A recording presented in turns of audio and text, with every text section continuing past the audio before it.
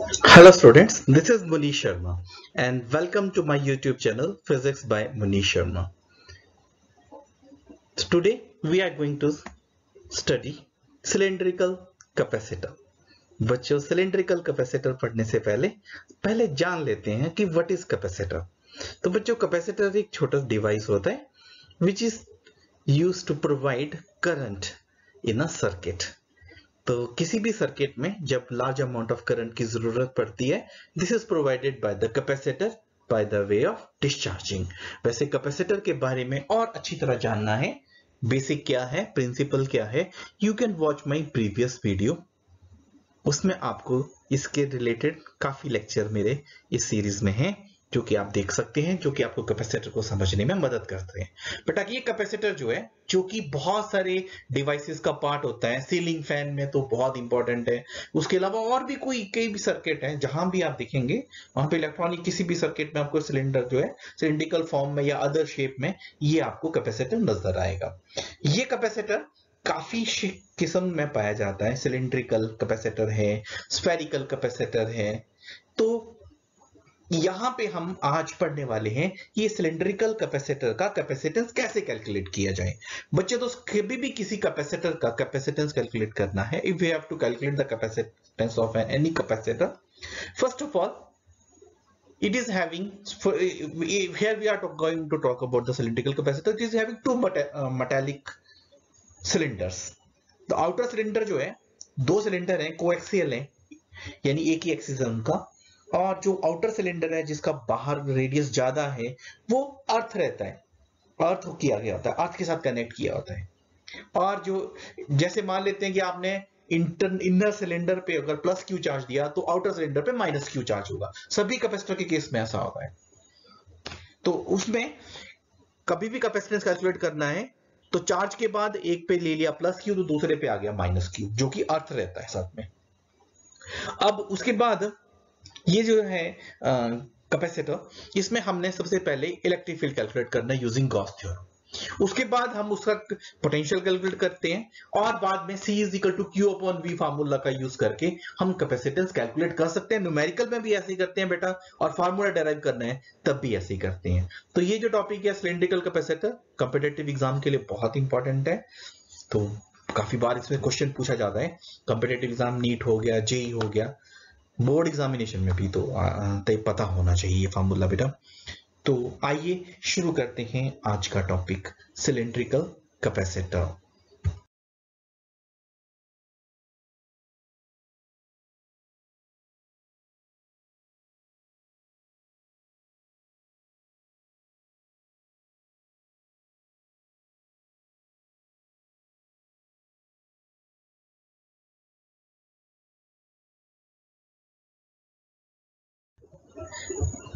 Now let's calculate the capacitance of cylindrical capacitor. तो यहाँ पे जो cylindrical capacitor है, it consists of two coaxial hollow metallic cylinder और उनके रेडियस हैं A and B और लेंथ दोनों का सेम है. दो कोएक्सियल हॉलो मेटालिक सिलेंडर का मतलब है ऐसे मेटालिक सिलेंडर जिनका एक्सिस सेम है. तो let's assume L be the length of cylinder and a charge plus q is given to the inner cylinder. तो obviously the charge on the second cylinder will be minus q. तो बच्चों कभी भी capacitor के case में अगर जो दो प्लेट हैं या यहाँ पे दो सिलेंडर हैं, एक पे अगर प्लस क्यू चार्ज है, ऑब्वियस सी बात है दूसरे पे होगा माइनस क्यू, जैसा कि हमने principle of parallel plate capacitor में पढ़ा था. अब यहाँ पे डिफरेंस जो है दोनों के रेडियस में बहुत थोड़ा सा है. और अगर हम लेंथ की बात करें तो लेंथ जो है वो रेडियस के मुकाबले बहुत ज्यादा है. आल्दो इनर सिलेंडर का जो रेडियस है वो कम है, आउटर सिलेंडर का रेडियस ज्यादा है, पर ये डिफरेंस बहुत मामूली सा है. This is very small difference. When we compare this radius with the length of these individual cylinders, then it can be considered as infinite. ऐसा बोल सकते हैं कि बहुत ज्यादा लेंथ है, it is infinite length. अब चार्ज पर यूनिट लेंथ की बात करें, क्योंकि तो वो हम चार्ज पर यूनिट लेंथ ले लेंगे, इट इज लैम्डा, जैसे हमने इसमें दिखाया भी गया है. It is lambda is equal to Q upon L. मतलब अगर हम सिलेंडर के लेंथ की अलोंग बात करें ना, तो उसके ऊपर जो चार्ज है यहाँ पे टोटल चार्ज Q है और लेंथ L है, तो it is Q by L. Now let's discuss diagram of this cylindrical capacitor. तो यहाँ पे एक लार्जर कैपेसिटर सिलेंडर है, मेटेलिक सिलेंडर है, इसका लेंथ है कैपिटल L, जैसा हम पहले बता चुके हैं. जहां तक इसका रेडियस का बात है, इट्स रेडियस इज B. तो यहाँ पे मैं मेंशन कर देता हूँ, this radius of this cylindrical capacitor, it is B. And there is another cylinder, ये small cylinder है, and this small cylinder is having radius A. यहाँ पे इसको भी मेंशन कर देता हूँ. अब क्योंकि हमारा जो स्मॉल सिलेंडर है, it is having positive charge, so the charge on this small, it is positive charge. So in the same manner, chalo it is around, so I am also mentioning it on the other side of cylinder. In the same manner, this larger cylinder, इसमें भी जिसमें plus Q charge है ना, तो इसमें minus Q charge होगा, तो उतना ही नेगेटिव चार्ज इस सिलेंडर विद रेडियस B और larger cylinder. So this is charge on the larger cylinder. Now to calculate the electric field between these cylinders, हमें एक गॉसियन सरफेस बनाना पड़ेगा. बच्चों गॉसियन सरफेस पता ना आपको, ये वो सरफेस होता है जो कि हम बनाते हैं. It is a imaginary surface जो हम इसलिए बनाते हैं to calculate electric field using Gauss theorem. ये वो सरफेस है. तो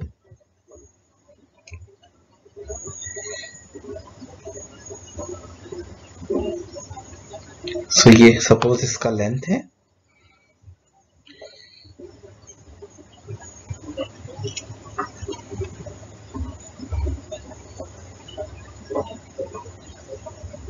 so this is Gaussian surface. So it is lying in the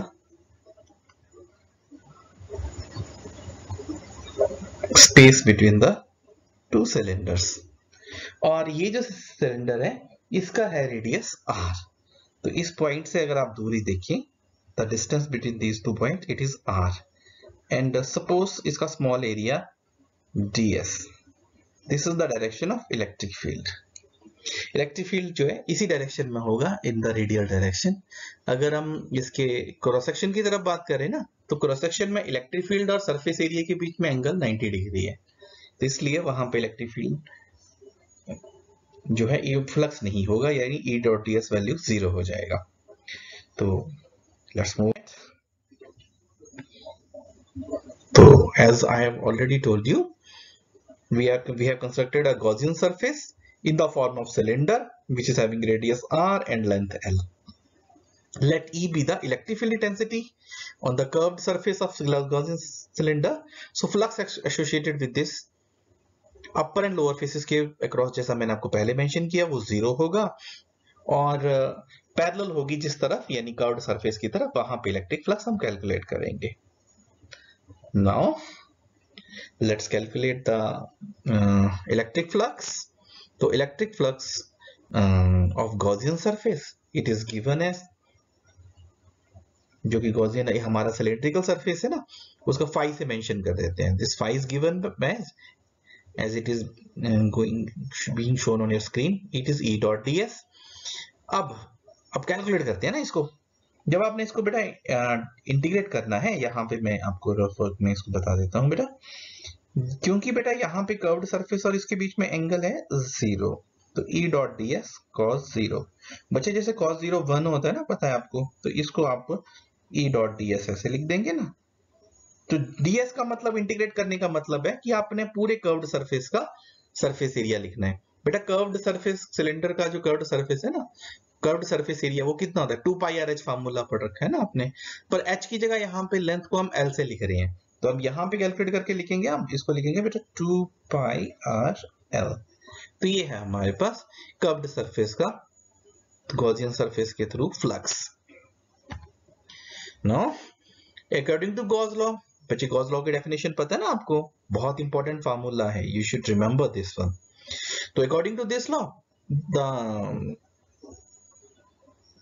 net flux through a Gaussian surface, it is net charge enclosed within the surface divided by the epsilon naught q upon E dot ds is equal to integration of E dot ds is equal to over a closed surface is equal to q upon epsilon naught, यानी 1 by epsilon naught times charge enclosed। तो now let's move ahead।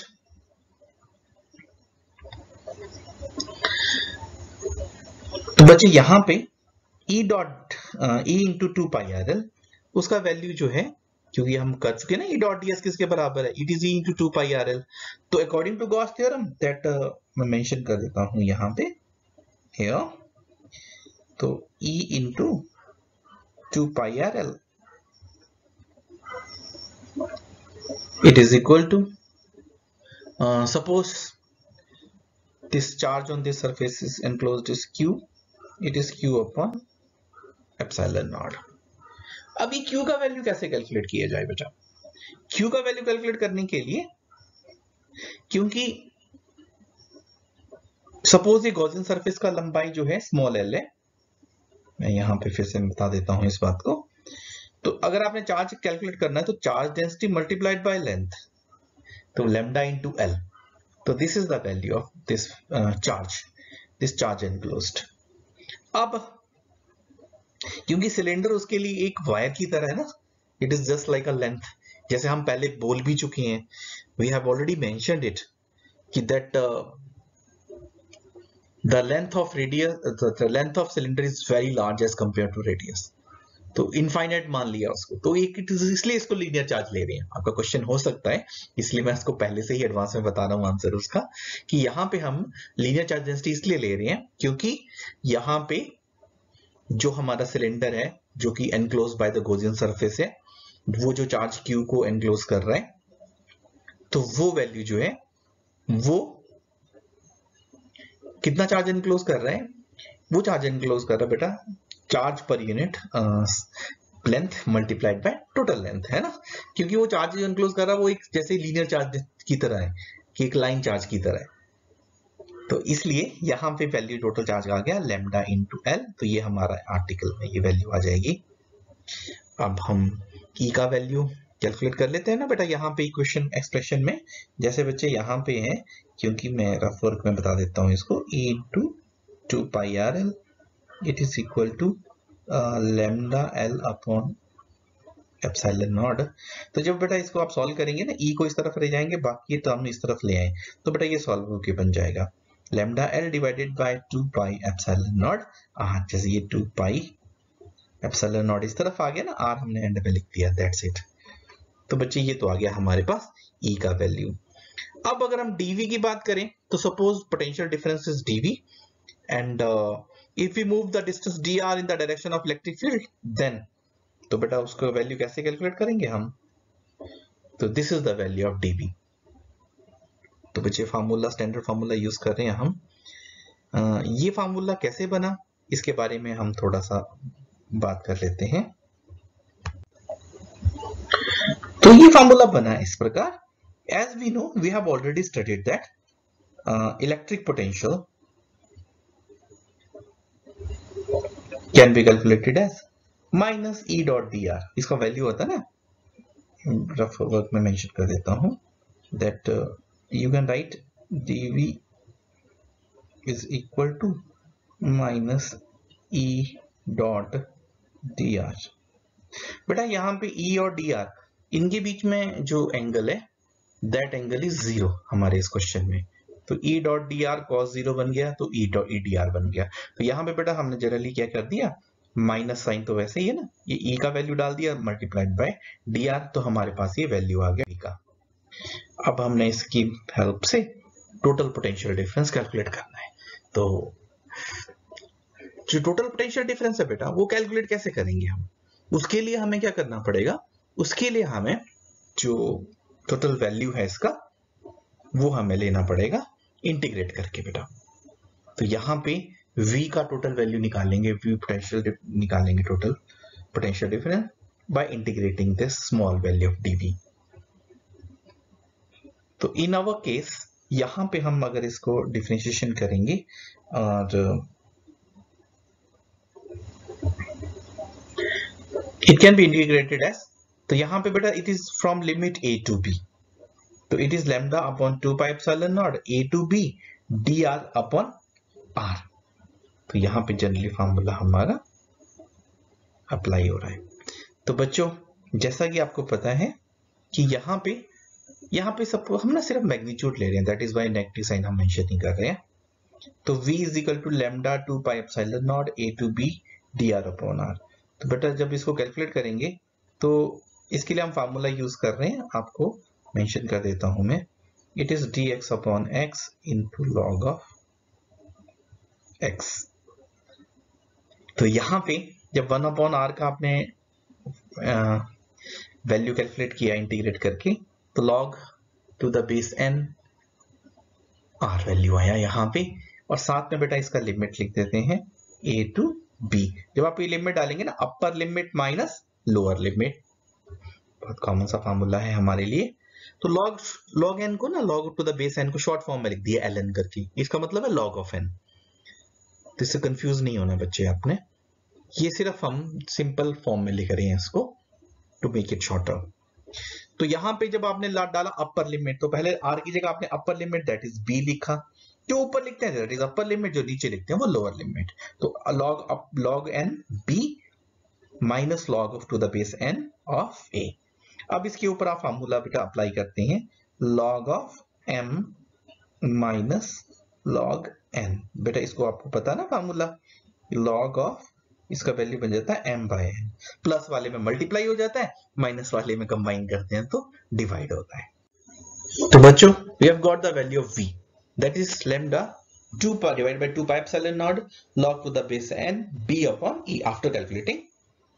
And यहां पे आप lambda का value डाल देना बेटा। Lambda जो कि चार्ज डेंसिटी होता है, जो होता है चार्ज डिवाइडेड बाय लेंथ, तो जैसा हम क्वेश्चन के पहले भी मेंशन कर चुके हैं। नाउ यहां पे हमने वैल्यू जब सब्स्टिट्यूट कर दिया तो v का वैल्यू आ गया हमारे पास, we have got the value of v as v is equal to q divided by 2 pi epsilon naught l log to the base n b upon a।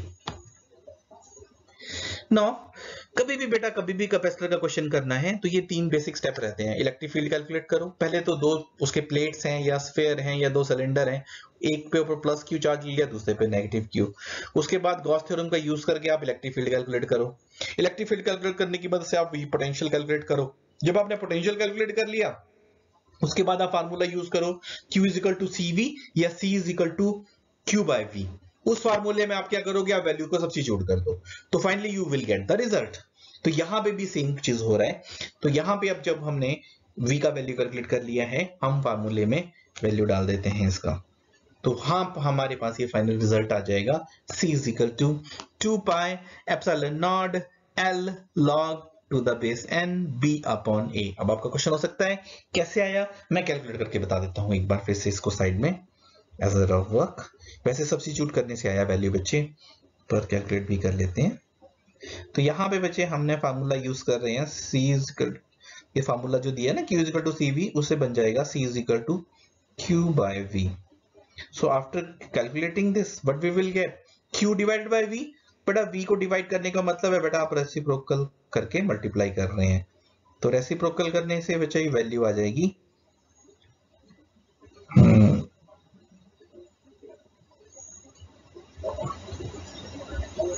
तो जो 2 pi epsilon not 2 pi epsilon naught l और divided by q log n b upon a। तो बेटा q से q cancel हो जाएगा और ये बच गया जैसे हमारी इस एक्सप्रेशन में दिख रहा है। तो बेटा this is the capacitance of the cylindrical capacitor। I hope you have liked this video. आपको ये कॉन्सेप्ट बिल्कुल अच्छी तरह समझ आ गया बेटा। कॉम्पिटिटिव एग्जाम के लिए ये बहुत इंपॉर्टेंट टॉप क्वेश्चंस हैं, तो आपको जरूर अटेम्प्ट करना है ये। और अगर आपको मेरे और भी टॉपिक्स पे वीडियो चाहिए तो do like share and subscribe my channel. आपको मेरे प्रीवियस लेक्चर के वीडियो भी मिल जाएंगे। And thanks for watching physics bye Manish Sharma.